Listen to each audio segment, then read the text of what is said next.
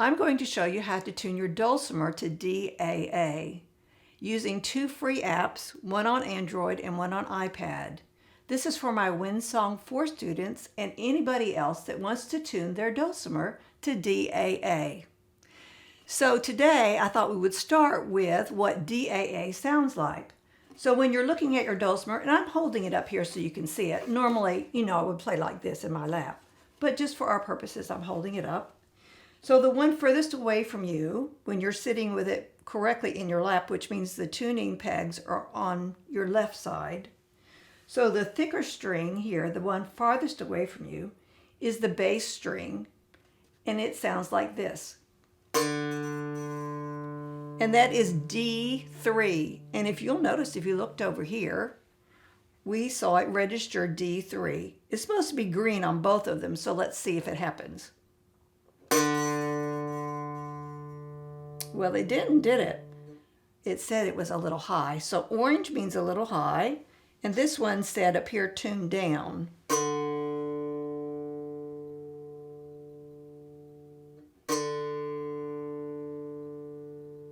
Well, we got green on that one, didn't we? This one still said it's a little high. Let's go on to the next one. Now I'm going to show you when I mess up the pitches, how we get back to where we're supposed to be. So that one's D. And these next two that are the same size and are closer to me are both tuned exactly the same when you use DAA tuning. So both of these are A.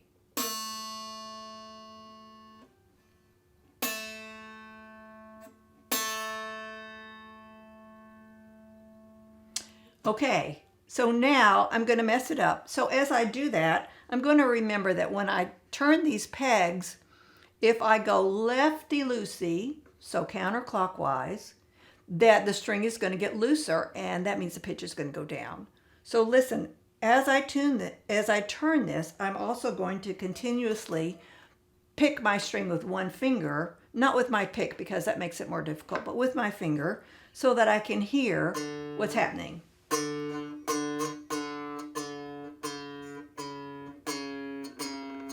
Here, go way down. Okay, I'm going to mess up my other two strings too the same way. I'm going to turn lefty-loosey as I continuously pick.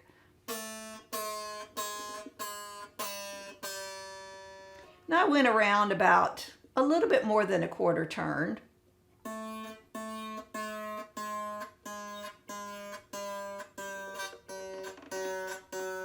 That one I went around about halfway. Okay, so now we're going to start with our bass string, our lowest one, and we're going to tune up. It's really easier to tune your strings going up and go past a little bit where you need to be and then come back down. So let me see if I can do that. So I'm going to go not lefty-loosey, but righty-tighty because I'm too low. Because right now it says I'm at C sharp and I've got to go up to D. And it's important that we remember that we have to use 3 here. So C sharp 3 and C sharp 3. So 3 refers to the octave. So 2 would sound like the C sharp below that one, lower. And C sharp 4 would be the one higher. And we would probably be on the verge of breaking our string if we got that high. And we may even, in fact, break the string. So we're going to look right here, and I'm going to turn righty-tighty as I continuously pick, and I'm going to watch my tuner to see if I can get to D3.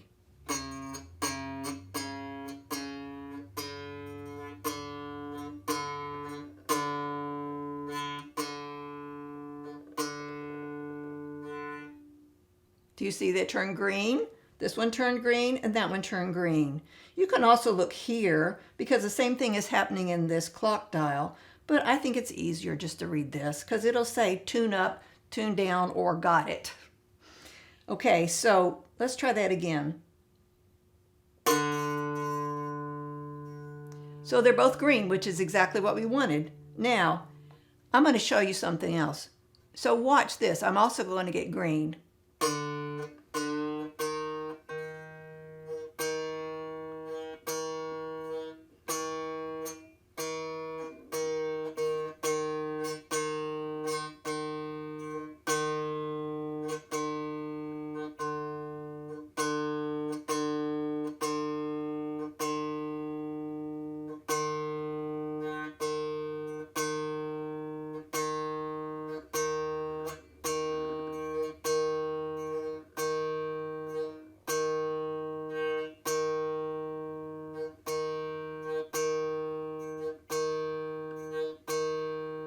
Okay, I can't get my tuners to agree here, but this one said D sharp and it was green. So it said D sharp and you don't want the sharp. This one said E flat. They're both the same note. In music, D sharp and E flat are the same. So you want to make sure that it says D and doesn't have a sharp symbol after it, or flat, which looks like that after it. Okay, so now let me get back. So I went a little high, so now I got to go lefty-loosey to get back down to D.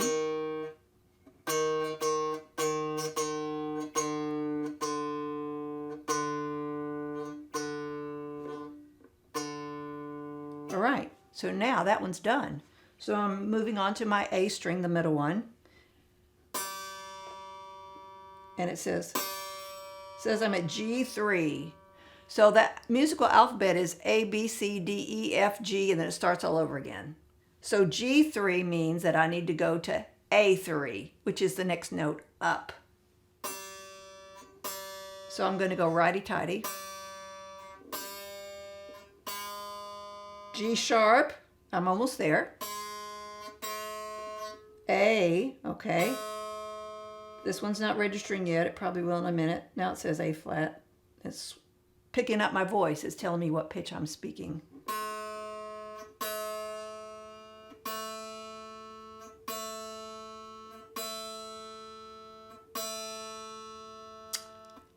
So now it's perfect, huh? I don't have to go above it and come down, but I could. So let me see. Let me just make sure. Oh, that one says A sharp now, doesn't it?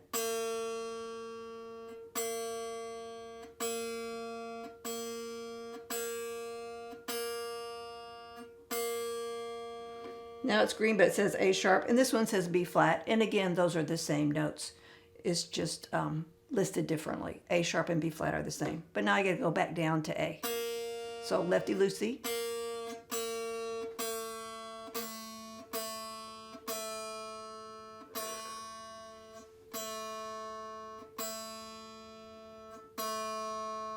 So on this tuner, yellow means you're too low, and orange means you're too high.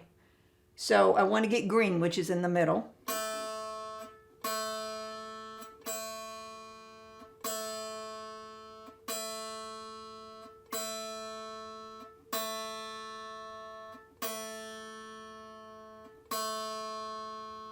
So you notice this one flashed F for a minute, but then it went back to A. So sometimes you'll get a false reading, so just keep picking and you'll find A, I think. So now we have, well, I forgot to dampen the string. Now that one's a little out, so we're going to try that one.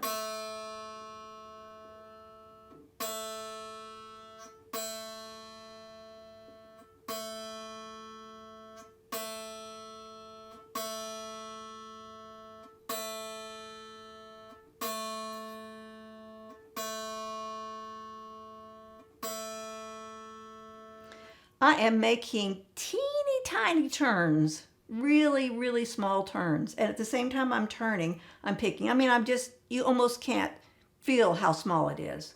So I'm trying to get them both to agree. And if you're just using one, it won't be quite as difficult. Whoa, that one went way off, didn't it?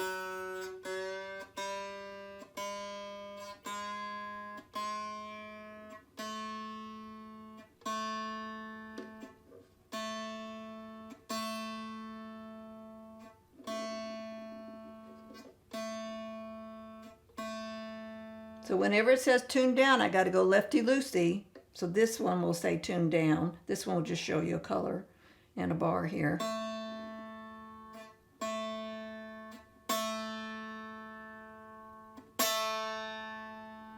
Got it. Okay, so when you finish with your tuners, then you need to check it with your ear, and it should sound like this.